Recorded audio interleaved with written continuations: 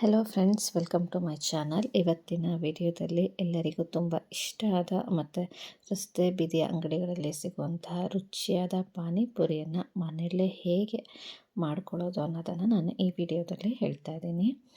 ಈ ರೆಸಿಪಿ ತುಂಬ ಈಸಿ ಮತ್ತು ಕಡಿಮೆ ಸಮಯದಲ್ಲೇ ಬೇಗ ಆಗುವಂಥ ರೆಸಿಪಿ ಇದು.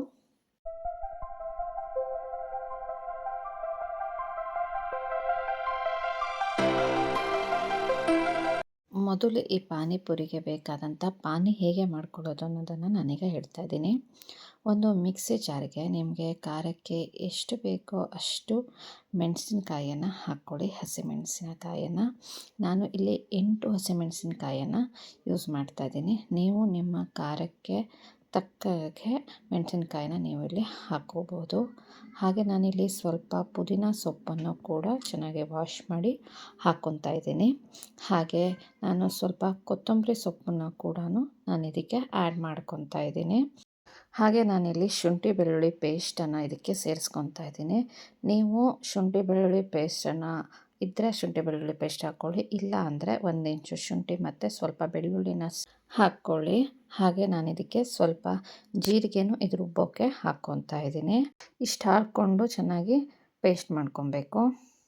ನಾನಿಲ್ಲಿ ಪಾನಿಪುರಿಗೆ ಬೇಕಾದ ಈರುಳ್ಳಿನ ನಾನಿಲ್ಲಿ ವೆಜಿಟೇಬಲ್ ಕಟ್ಟರಿಂದ ನಾನು ಕಟ್ ಮಾಡ್ಕೊತಾ ಇದ್ದೀನಿ. ಇದು ನಾನು ಯೂಸ್ ಮಾಡ್ತಾ ಇರೋದು ಸಿಲ್ವರ್ ಕ್ರಸ್ಟ್ ಅವರ ವೆಜಿಟೇಬಲ್ ಕಟ್ಟರು. ಇದು ಎಲೆಕ್ಟ್ರಿಕ್ ಕಟ್ಟರ್ ಆಗಿದೆ. ನಿಮಗೆ ಬೇಕಾಗಿದ್ದ ತರಕಾರಿಗಳನ್ನು ನೀವು ಇದರಲ್ಲಿ ಕಟ್ ಮಾಡ್ಕೊಬೋದು. ಇದಕ್ಕೆ ಕೊಡ್ತಾ ಇರೋದು ಗ್ಲಾಸ್ ಥರ ಇರೋ ಒಂದು ಬೌಲ್ ಥರ ಇರೋದ್ರಲ್ಲಿ ಕೊಟ್ಟಿದ್ದಾರೆ, ಮತ್ತು ಶಾರ್ಪ್ ಬ್ಲೇಡನ್ನು ಇವರು ಕೊಟ್ಟಿದ್ದಾರೆ. ನಿಮಗೆ ಇದರ ಲಿಂಕ್ ಬೇಕು ಅಂದರೆ ಡಿಸ್ಕ್ರಿಪ್ಷನ್ನಲ್ಲಿ ಇದರ ಲಿಂಕು ಇರುತ್ತೆ.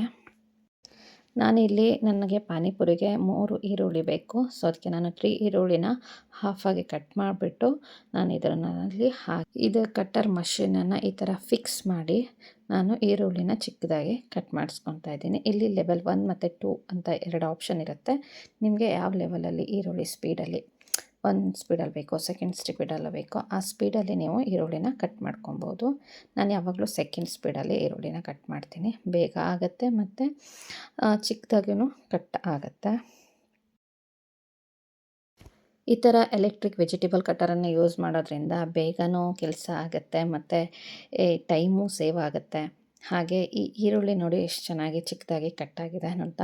ಈ ಥರ ಪಾನಿಪುರಿಗಾಗ್ಬೋದು, ಚಿಕ್ಕದಾಗಿ ಬೇಕು ಅಂದರೆ ಈ ಥರ ಕಟ್ಟರನ್ನು ಯೂಸ್ ಮಾಡಿಬಿಟ್ಟು ನಾವು ಕಟ್ ಮಾಡ್ಕೊಬೋದು. ಹಾಗೆ ನಾನು ಇಲ್ಲಿ 4 ಆಲೂಗಡ್ಡೆನ ಮೊದಲೇ ಕುಕ್ಕರಲ್ಲಿ ವಿಸಿಲ್ ಹಾಕ್ಸ್ಕೊಂಡಿದ್ದೀನಿ, 2 ವಿಸಿಲು. ಈ ಬೇಯಿಸ್ಕೊಂಡಿರೋ ಆಲೂಗಡ್ಡೆನ ನಾನಿಲ್ಲಿ ಸ್ಮ್ಯಾಶರ್ ಸಹಾಯದಿಂದ ಸ್ಮ್ಯಾಶನ್ನು ಮಾಡ್ಕೊತಾ ಇದ್ದೀನಿ. ಈ ಸ್ಮ್ಯಾಶ್ ಮಾಡ್ಕೊಂಡಿರೋ ಆಲೂಗಡ್ಡೆಗೆ ನಾನು ಆಗಲೇ ಬೇಯಿಸ್ಕೊಂಡಿರೋ ಕಡಲೆಕಾಳನ್ನು ನಾನು ಇದಕ್ಕೆ ಸೇರಿಸ್ಕೊತಾ ಇದ್ದೀನಿ.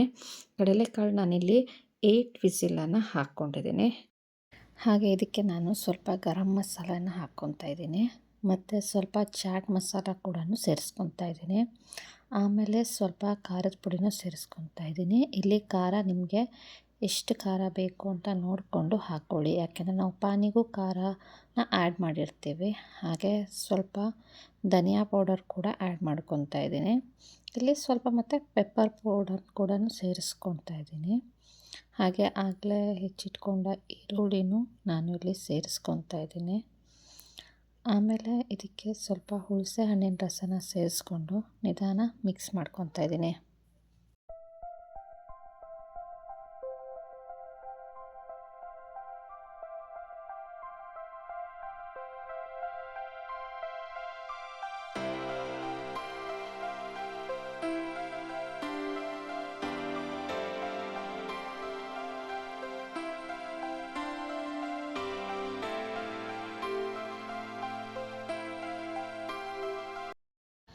ಈಗ ಪಾನಿಪುರಿಗೆ ಬೇಕಾದ ಪಾನಿನ ಮಾಡ್ಕೊತಾ ಇದ್ದೀನಿ. ಈಗ ಒಂದು ಪಾತ್ರೆನ ತೊಗೊಂಡು ಅದಕ್ಕೆ ನಾನು ಆಗಲೇ ಮಾಡ್ಕೊಂಡಿರೋ ಪಾನಿ ಮಸಾಲೆನ ಇದಕ್ಕೆ ಹಾಕ್ಕೊತಾ ಇದ್ದೀನಿ. ಹಾಗೆ ನಾನು ಇದಕ್ಕೆ 1 ಕಪ್ ಹುಣಸೆ ರಸ ಕೂಡ ಸೇರಿಸ್ಕೊತಾ ಇದ್ದೀನಿ. ಹಾಗೆ ಇದನ್ನು ಹುಣಸೆ ರಸನ ಸೇರಿಸ್ಕೊಂಡ್ಮೇಲೆ ಒಂದು ಸಲ ಮಿಕ್ಸ್ ಮಾಡ್ಕೊತಾ ಇದ್ದೀನಿ. ಹಾಗೆ ಇದಕ್ಕೆ ಸ್ವಲ್ಪ ಚಾಟ್ ಮಸಾಲಾನ ಸೇರಿಸ್ಕೊತಾ ಇದ್ದೀನಿ ಮತ್ತು ಸ್ವಲ್ಪ ಗರಂ ಮಸಾಲ ಪೌಡರ್ನೂ ಸೇರಿಸ್ಕೊತಾ ಇದ್ದೀನಿ. ಹಾಗೆ ಸ್ವಲ್ಪ ಪೆಪ್ಪರ್ ಪೌಡರ್ ಮತ್ತು ಖಾರದ ಪುಡಿನೂ ಇದಕ್ಕೆ ಸೇರಿಸ್ಕೊತಾ ಇದ್ದೀನಿ. ಹಾಗೆ ನಿಮಗೆ ಇದಕ್ಕೆ ರುಚಿಗೆ ಎಷ್ಟು ಬೇಕೋ ಅಷ್ಟು ಉಪ್ಪನ್ನು ಸೇರಿಸ್ಕೊಂಡು ಮಿಕ್ಸ್ ಮಾಡ್ಕೊಳ್ಳಿ. ಈ ಪಾನಿನ ನೀವು ಮೊದಲೇ ಮಾಡಿಟ್ಟು ಫ್ರಿಜ್ಜಲ್ಲಿ ಇಟ್ಕೊಂಡು ಆಮೇಲೆ ಪುರಿ ಜೊತೆ ತಿಂದರೆ ಟೇಸ್ಟು ಚೆನ್ನಾಗಿರುತ್ತೆ. ಹಾಗೆ ಇದಕ್ಕೆ ನಾನು ಹಾಫು ನಿಂಬೆಹಣ್ಣು ರಸನೂ ಸೇರಿಸ್ಕೊತಾ ಇದ್ದೀನಿ. ನಿಂಬೆಹಣ್ಣು ರಸನ ಸೇರಿಸ್ಕೊಳ್ಳೋದ್ರಿಂದ ಸ್ವಲ್ಪ ಹುಳಿ ರುಚಿ ಕೊಡುತ್ತೆ.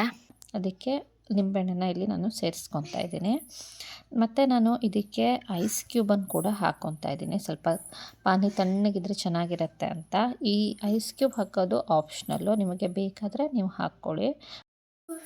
ಹಾಗೆ ನಾನು ಇದಕ್ಕೆ ಎಷ್ಟು ನೀರು ಬೇಕೋ ಅಷ್ಟು ನೀರನ್ನು ಸೇರಿಸ್ಕೊಂಡು ಮಿಕ್ಸ್ ಮಾಡ್ಕೊತಾ ಇದ್ದೀನಿ. ನೋಡಿ, ಈ ಥರ ಹದ ಬಂದರೆ ಸಾಕು. ಪಾನಿ ಪೂರಿ ಜೊತೆ ಚೆನ್ನಾಗಿ ಹೊಂದ್ಕೊಂಡು ತಿನ್ನೋಕ್ಕೆ ಚೆನ್ನಾಗಿರುತ್ತೆ.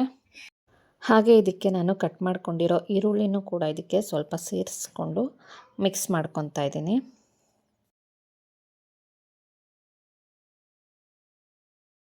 ಹಾಗೆ ಈಗ ಪಾನಿಪುರಿಗೆ ಬೇಕಾಗಿದ್ದರೆ ಪಾನಿ ರೆಡಿಯಾಗಿದೆ ಮತ್ತು ಆಲೂಗಡ್ಡೆ ಮಸಾಲೆನೂ ನಮ್ಮದು ರೆಡಿಯಾಗಿದೆ.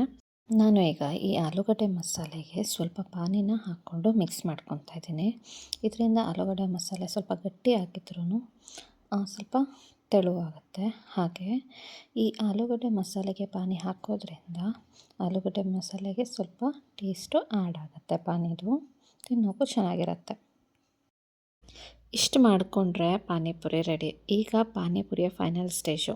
ಪೂರಿನ ತೊಗೊಂಡು ಅದರ ಮೇಲೆ ಒಂದು ಸಣ್ಣ ಹೋಲನ್ನು ಮಾಡಿಕೊಂಡು ಆಲೂಗಡ್ಡೆ ಮಸಾಲೆನ ಎಷ್ಟು ಬೇಕೋ ನಿಮಗೆ ಅಷ್ಟನ್ನು ಹಾಕ್ಕೊಂಡು, ಹಾಗೆ ಸ್ವಲ್ಪ ಈರುಳ್ಳಿ ಆಪ್ಷನಲ್ಲು, ಈರುಳ್ಳಿ ಬೇಕು ಅಂದರೆ ಹಾಕ್ಕೊಬೋದು, ಇಲ್ಲಾಂದರೆ ಇಲ್ಲ. ನಂತರ ಈ ಪುರಿನ ಮಾಡ್ಕೊಂಡಿರೋ ತಣ್ಣಗಿರೋ ಪಾನಿಲಿ ಹಾಕಿ ಡಿಪ್ ಮಾಡಿ ತಕ್ಷಣವೇ ತಿನ್ನಬೇಕು. ಆಗ ಅದರ ಕರುಮ್ ರುಚಿ ಮತ್ತು ಖಾರ ಹುಳಿ ಟೇಸ್ಟು ಚೆನ್ನಾಗಿ ಬರುತ್ತೆ. ಹಾಗೆ ನಿಮಗೆ ಖಾರ ಜಾಸ್ತಿ ಬೇಕು ಅಂದರೆ ಇಲ್ಲಿ ಹಸಿಮೆಣಸಿನ್ಕಾಯಿನೂ ನೀವು ಜಾಸ್ತಿ ಸೇರಿಸ್ಕೊಬಹುದು. ಮತ್ತು ರುಚಿ ಸ್ವಲ್ಪ ಸ್ವೀಟಾಗಿ ಬೇಕು ಅಂತ ಹೇಳಿದ್ರೂ ಸ್ವಲ್ಪ ಬೆಲ್ಲ ಕೂಡ ನೀವು ಹಾಕ್ಕೊಬೋದು. ಹಾಗಿದ್ರೆ ಫ್ರೆಂಡ್ಸ್, ಇವತ್ತಿನ ವಿಡಿಯೋ ನಿಮಗೆ ಇಷ್ಟ ಆಗಿದ್ದರೆ ಒಂದು ಲೈಕ್ ಮಾಡಿ ಮತ್ತು ಕಮೆಂಟನ್ನು ಮಾಡಿ. ನನ್ನ ಚಾನಲನ್ನು ಸಬ್ಸ್ಕ್ರೈಬ್ ಮಾಡಿಕೊಂಡು ಬೆಲ್ ಐಕಾನನ್ನು ಪ್ರೆಸ್ ಮಾಡಿ. Thank you for watching. ಮತ್ತೆ ಹೊಸ ರೆಸಿಪಿಯೊಂದಿಗೆ ಮುಂದಿನ ವಿಡಿಯೋದಲ್ಲಿ ಸಿಗ್ತೀನಿ.